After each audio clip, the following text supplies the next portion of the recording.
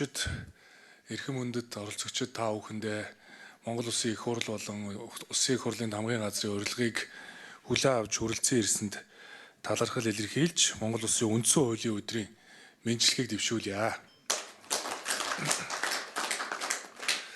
1992 оны шинэ үндсэн хууль батлагдсан өдрийг манай улс Монгол Улсын үндсэн хуулийн өдөр хэмээн нэрийдэж бүх нийтээрээ тэмдэглэн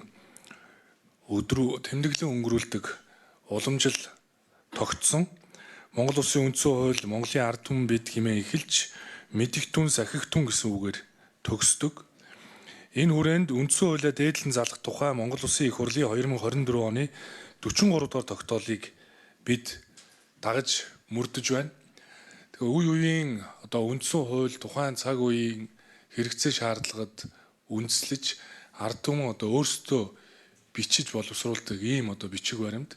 Тэгээ нэг талаасаа бол үндсэн хууль бол төр иргэний хоорондын нийгмийн гэрээ. Үндсэн хуулиар хүний аз жаргалтай амар тайван амьдрах эрхийг хуульчлан зааж өгөөгүй хэдий ч тухайн үндсэн хуулиндаа хүний эрх чөлөө, улс төрийн эрх чөлөө, эдийн засгийн эрх чөлөө, соёлын эрх чөлөө гээд Монгол улсын иргэн бүрт байх ёстой эрх чөлөөг хуульчилж өгснөөрөө энэ эрх чөлөөгөө сахин хамгаалах боломжийг бол иргэн болгон хүртдэг. Тийм ч учраас үндсэн хууль бол өөрөө төрд эрх мэдлийг төлрүүлэх гэсэндээ биш, иргэнд эрх чөлөөг эдлүүлэх ийм бол үндсэн гол зорилготой.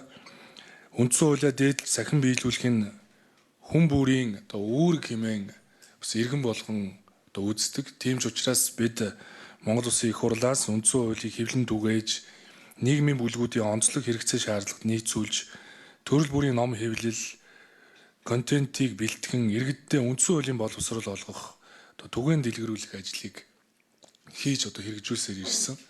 Тэгэхээр жил бүрийн энэ үндсэн хуулийн түүхэн өдрөөр бас шин санаачлагуудыг дэвшүүлдэг. Яг үүнтэй зэрэгцээд энэ жилийн үндсэн хуулийн өдрийн гол бас онцлогийн нэг бол Монгол Улсын үндсэн хуулийг Монгол Braille үсгээр хэвлэж нийтийн хэрэгцээнд зориулан хүргэж байгаагаараа илүү их онцлогтой байна. Тэгэхээр би бас их маш их сэтгэл хангалуун байна. Энэ харааны бэрхшээлтэй иргэдэд зориулаад үндсэн хуулийг урууныхаа өндгөөр унших бололцоог бол бид нар ингэж олгож өгч байна. Тэгэхээр энэхүү үндсэн хуулийн заасан эрх чөлөөгөө та бүхэн маань ашиглах, энэ эрх чөлөөгөөрөө дамжуулж өөрийнхөө амьдралыг өөрөө зохицлон бүтээх энэ түүхэн боломжийг бол энэ үндсэн хууль олгосон. Тийм ч учраас энэ Braille үсгээр хэвлэж нийтийн хэрэгцээнд зориулан өргөж байгаа нь бол тэгш боломжийг хангах ийм зорилготой ажил. Мөн парламентын засаглалтаа орны хувьд парламентын ардчлалаад өгөлдөржүүлэх, парламентын засаглалаа бэхжүүлэх, парламентын бас даргын хуваар энэ хүний эрх чөлөөг хангуулах бодлого үйл ажиллагааг бас үйл ажиллагаанд гол бодлого зарчмаа болгож байгаагийн хувьд өнөөдөр бас харааны бэрхшээлтэй иргэдэд зориулаад энэ үндсэн хуулийг энэ Braille үсгээр хэвлэж олонний хүртэл болгож байгаа бас маш их баяртай байна. 2024 оны байдлаар манай улсад 11,500 орчим харааны бэрхшээлтэй иргэд бий гэсэн судалгааг бол статистикийн хороо гаргасан.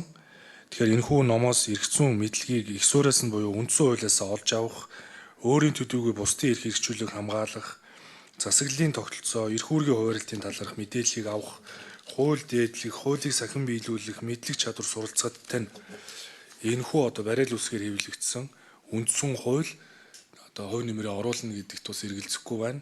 Мөн энэ үндсэн хуулийн Braille үсгтэй номныхоо ард хавсралтан дээр нь үндсэн хуулийн дуун хөрвүүлэг буюу сонсдог хэлбэрээр QR кодыг бас байршуулсан. Тэгэхээр энэ QR кодыг байршуулад та бүхэн маань үндсэн хуулиа сонсох бололцоотой болж байна.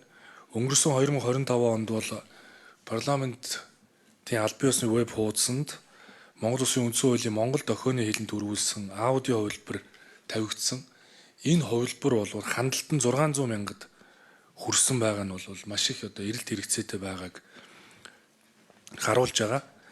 Энэ удаа та бүхэнд өргөж байгаа үндсэн хуулийн энэ бариал үүсгэхтэй хувилбарыг Монголын хараагуйчүүдийн үндэсний холбооны дэргэдэх бариал хэвлэлийн төвд хэвлэлээ. Монгол Улсын үндэсний номын сан, 21 аймаг, 9 дүүргийн болон бусад номын сан, хууль тогтоом сурчлах төвүүдээр дамжуулан энэ бариал үүсгэхтэй хувилбарыг бас түгээхээр бэлтгэж байна.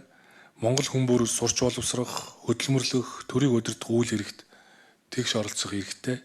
Тийм ч учраас улсын их хурлаас хууль тогтоомжийн төслийг боловсруулах хилцэн баталгаатай иргэдийн оролцоог хангах, хүний эрхийн мэдрэмжтэй байх, парламентын нээлттэй ил тод байдлыг бэхжүүлэхийг эрхэм зорилгоо болгон ажиллаж байна.